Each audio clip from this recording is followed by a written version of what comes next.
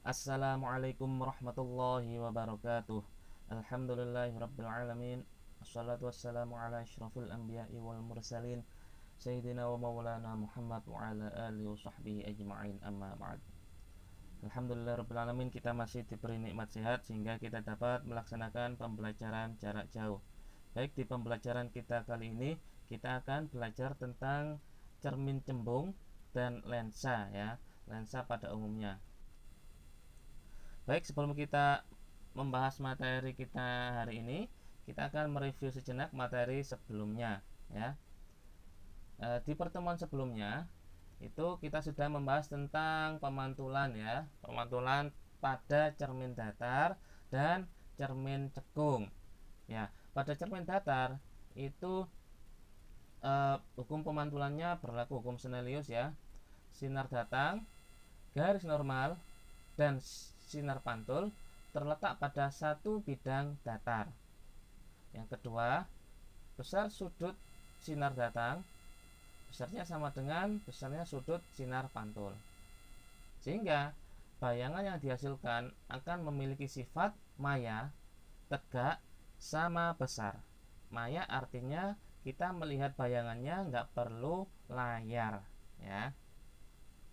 Terus cermin lengkung, ya. Cermin lengkung itu dibagi menjadi dua macam, yaitu cermin cekung yang sudah kita pelajari di pertemuan sebelumnya dan cermin cembung yang akan kita pelajari hari ini, ya.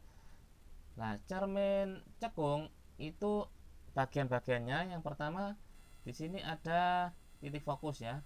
Titik fokus di sini merupakan titik tempat berkumpulnya cahaya. Karena apa? Karena cermin cekung itu bersifat mengumpulkan cahaya. Terus di sini ada jari-jari kelengkungan, ya, atau R, atau ada yang menyebutnya M juga boleh. Besarnya R ini adalah 2 kali F. Ya. Terus sifat bayangan yang dibentuk oleh cermin cekung ini bergantung pada posisi benda. Apakah benda ada di antara cermin sampai F di sini, ya. Kalau benda posisinya di sini, pasti bayangannya bersifat maya, tegak, diperbesar. Kalau benda berada di posisi ini antara cermin sampai F. Kalau benda berada di antara F sampai M, ini nanti bayangannya, ini nanti benda akan memiliki sifat nyata, terbalik, diperbesar. Kalau benda berada lebih dari M, ya, M ke belakang sana, itu akan memiliki sifat nyata, tegak, diperkecil. Jadi tergantung posisinya. Apakah di antara cermin sampai F, apakah di antara F sampai M, apakah di antara, atau apakah posisinya lebih dari M, ada di jauh, ya. Jadi seperti itu. Untuk bahan ajarnya silakan dibuka buku elektronik IPA dan handoutnya, ya, untuk lebih dapat memahami materi pada kesempatan kali ini. Baik, langsung saja, ya, kita membahas materi kita hari ini. Oke, saya kira kalian sudah sering melihat benda yang satu ini, ya. Ini adalah spion mobil. Kalau yang ini adalah cermin yang ada di persimpangan jalan. Nah, kalau yang ini, kalau kalian ke supermarket atau ke minimarket, pasti melihat juga yang ini, ya. Oke, kira-kira apa persamaan dari ketiga benda tadi? Ya, mereka itu terbuat dari cermin cembung, ya. Cermin cembung itu dipasang di sudut-sudut di supermarket atau minimarket, atau dipasang di persimpangan jalan, atau yang dipakai di spion kaca mobil kalian, ya. Kira-kira apakah berbeda bayangan yang dihasilkan oleh cermin cembung dan cermin datar yang ada di rumah kalian? Nanti kita akan bahas, ya. Baik, cermin cembung itu merupakan cermin lengkung dengan lapisan cermin di bagian luar, ya. Cermin cembung bersifat menyebarkan cahaya. Ya, jadi cermin cembung itu bagian luarnya ini adalah bagian yang mengkilap, ya, atau yang dapat memantulkan cahaya. Nah, ini kalau ada cahaya mengenai sebuah cermin cembung, maka dia akan disebarkan ya. Jika ada sinar datang sejajar sumbu utama, akan dipantulkan, menyebar ya, seolah-olah berasal dari titik fokus ini. Jadi seolah-olah dari sini dipantulkan ke sana. Padahal asal sinarnya itu sejajar ya. Di cermin cembung itu juga terdapat 3 sinar istimewa ya. Yang pertama, jika ada sinar datang sejajar sumbu utama, maka dia seolah-olah akan dipantulkan melalui titik fokus. Jadi ada sinar istimewa dari sebelah sini, maka dia seolah-olah itu dari titik fokus ya, dipantulkan ke sana.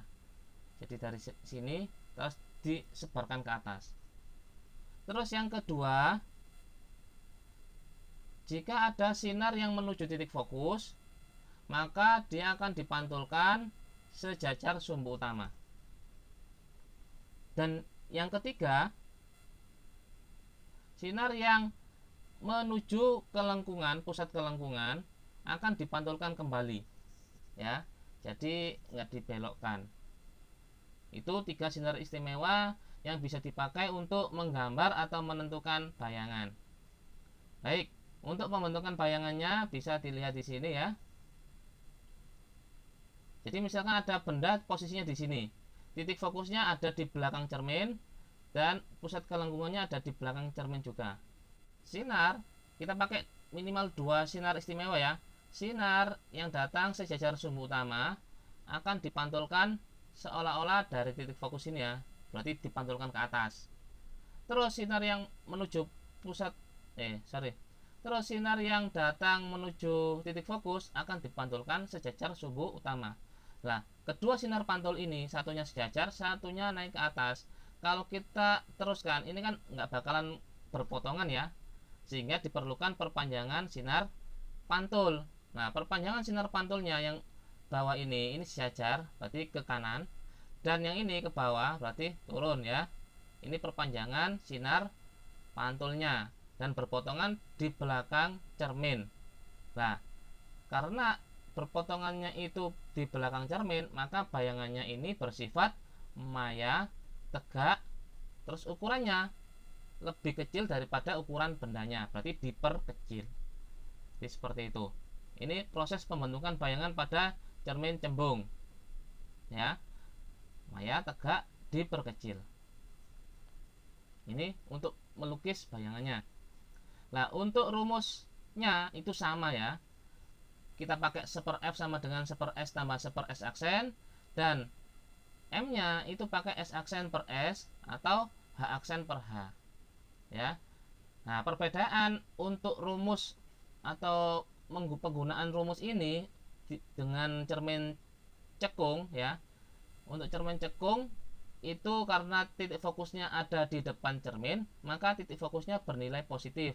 Dan khusus untuk cermin cembung yang kita bahas kali ini ya, itu kan karena titik fokusnya berada di belakang cermin, maka titik fokusnya bernilai negatif. Kalau nanti ada soal, titik fokusnya langsung dikasih tanda negatif karena titik fokusnya berada di belakang cermin. Terus nanti bayangannya itu kalau pada cermin cembung ya, kalau bernilai negatif berarti sifatnya maya. Kalau maya gandengannya tegak. Kalau tegak pasti maya ya. Baik, langsung kita coba dengan contoh soal. Ya, sebuah benda yang tingginya 20 cm diletakkan 10 cm di depan sebuah cermin cembung yang memiliki fokus 15 cm. Hitunglah A. letak bayangan, B. perbesaran bayangan, C. tinggi bayangan. Oke, kita tulis dulu apa yang diketahui. Tingginya 20 cm, berarti H-nya ini 20 cm. Terus diletakkan 10 cm di depan sebuah cermin cembung ya. Berarti ini 10 cm adalah jaraknya ya. S-nya 10 cm di depan cermin cembung yang memiliki fokus 15. Baik. Karena ini cermin cembung, maka titik fokusnya bernilai negatif. Kenapa? Karena titik fokus dari cermin cembung itu berada di belakang cermin, sehingga nilainya negatif ya. Ditanyakan letak bayangan atau S aksen, perbesaran atau M, dan tinggi bayangan atau H aksen. Baik, langsung masukkan ke rumusnya ya. 1/F sama dengan 1/S ditambah 1/S aksen. F nya itu negatif ya, karena ini cermin cembung, negatif 15. S nya itu 10, berarti 1/10 ditambah 1/S aksen ya. Karena kita mau mencari 1/S aksennya ini, maka 1/10 nya dipindah juga, sehingga diperoleh min 1/15. Jadi negatifnya saya naikkan ke atas, terus dikurangi 1/10. 1/10 ini jadi min. Kenapa? Karena ini dipindah ya, melewati ruas sama dengan diperoleh min 1/15 dikurangi 1/10. 15 dan 10 kita cari KPK nya, disamakan penyebutnya, karena ini penjumlahan atau pengurangan pecahan ya. Jadi penyebutnya kita jadikan 30 ya. Ini 30, 15 dikali berapa sama dengan 30, dikalikan 2 ya. Berarti atasnya ini 2 kali 1, 2. Yang 10 juga demikian. 10 kali berapa sama dengan 30, berarti kalikan 3 ya. Kalau yang bawah kalikan 3, maka yang atas ini kalikan 3. 1 kali 3 ya 3. Terus karena penyebutnya sudah sama, maka yang atas tinggal kita hitung. Negatif 2 dikurangi 3, negatif 5/30 ya. Jadi 1/S aksen sama dengan negatif 5/30 ya. Karena kita mau mencari S aksen, maka kita balik saja. S aksen sama dengan negatif 30 dibagi 5. 30 bagi 5 kan 6. Jadi S aksen sama dengan negatif 6. Nah, tanda negatif ini menunjukkan bayangannya itu bersifat maya ya. Ingat, sifatnya maya dan tegak. Lanjut untuk yang B. Baik, lanjut yang B. Untuk mencari perbesaran ya, kita langsung saja masukkan tanda mutlak S aksen dibagi S ya. Dengan S aksen nilainya negatif 6 tadi, dan S nya 10. Karena dimutlakan, maka tanda negatif 6 nya bisa dihilangkan ya. Jadi 6/10 atau 0,6 cm. Itu untuk mencari perbesaran bayangannya. Terus yang C untuk mencari tinggi bayangan ya. M sama dengan H aksen dibagi H ya. Kita masukkan angkanya sehingga diperoleh H aksen sama dengan 0,6 kali 20 sama dengan 12 cm. Jadi seperti itu ya. Sehingga sifat bayangan yang dihasilkan oleh cermin cembung adalah maya, tegak, diperkecil. Karena di sini M-nya atau perbesarannya bernilai kurang dari 1, maka sifatnya pasti diperkecil. Kalau lebih dari 1, maka diperbesar. Kalau perbesarannya itu sama dengan 1 ya, nilai perbesarannya ini sama dengan 1, maka ukurannya sama besar. Jadi seperti itu. Itu contoh soal perhitungan pada cermin cembung. Baik, untuk penerapan cermin cembung dalam kehidupan sehari-hari ya. Karena cermin cembung memiliki sifat pasti membentuk bayangan yang tegak, maya, dan diperkecil, sehingga cermin ini mampu menangkap bayangan benda ya pada bidang permukaan yang luas. Nah, maka sifat ini dapat dimanfaatkan pada kaca spion ya, pada kendaraan. Kenapa? Karena kan ukuran kendaraan yang ada di belakangnya kan sangat besar-besar ya. Ada mobil, ada truk, ada bis, sehingga diperlukan untuk dapat menangkap semua bayangan itu tadi ya, maka diperlukan cermin cembung. Terus kaca pengintai pada supermarket, nah, untuk mengawasi para pembeli yang tidak jujur. Terus bisa juga kaca yang dipasang di persimpangan jalan ya, biar orang yang mau nyebrang, mau melewati persimpangan jalan itu aman, nggak ada kecelakaan ya, seperti itu. Baik, selanjutnya untuk pembiasan cahaya ya. Nah, kalau tadi itu pemantulan, artinya memantulkan cahaya. Kalau ini membiaskan ya, atau membelokkan saja, tapi cahayanya itu tembus ya. Pembiasan cahaya adalah pembelokan arah rambat cahaya. Pembiasan cahaya terjadi jika cahaya merambat dari satu medium menembus ke medium lain yang memiliki kerapatan yang berbeda. Misalkan dari udara ke kaca, dari air ke udara, dan dari udara ke air. Nah, di gambar ini saya mencontohkan ada medium udara, terus di sini ada medium kaca.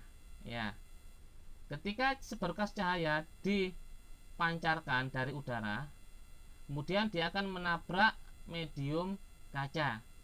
Dari medium yang lebih renggang, yakni udara, ke medium yang lebih rapat, yakni kaca, maka cahaya akan dibelokkan, ya, dibelokkan mendekati garis normal.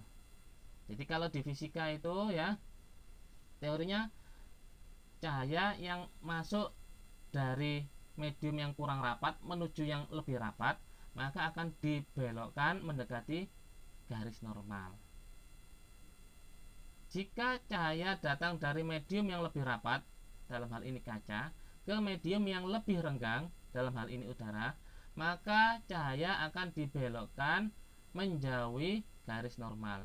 Ya, garis normal itu apa? Garis normal itu garis yang tegak lurus bidang permukaan.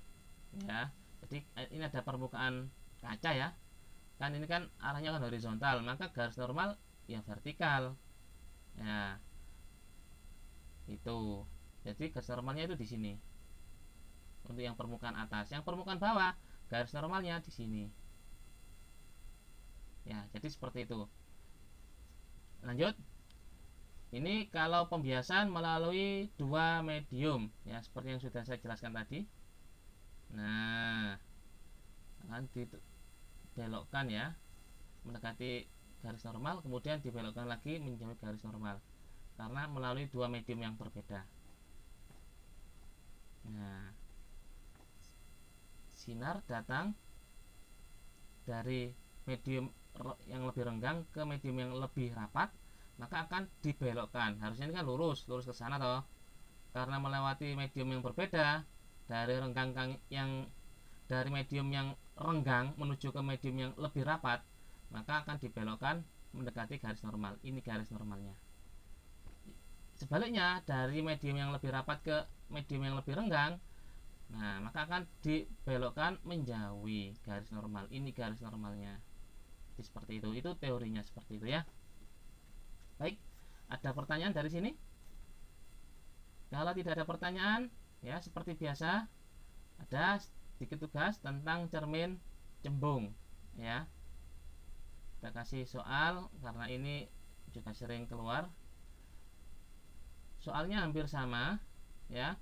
Sebuah benda setinggi 4 cm diletakkan sejauh 15 cm di depan cermin cembung yang memiliki fokus 10 cm seperti gambar, ya. Ini gambar bendanya yang diletakkan di depan cermin cembung, ya. Berarti ini bagian belakang, ya. Karena di bagian belakang F-nya berada di bagian belakang, maka F-nya bernilai negatif. Pertanyaannya, lukislah gambar diagram sinarnya, ya.